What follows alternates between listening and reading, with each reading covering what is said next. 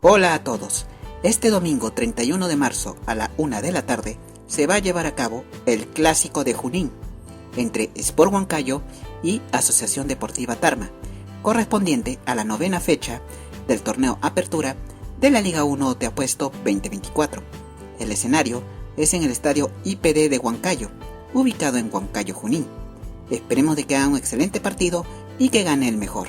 Mucha suerte para ambos equipos. Muchas gracias.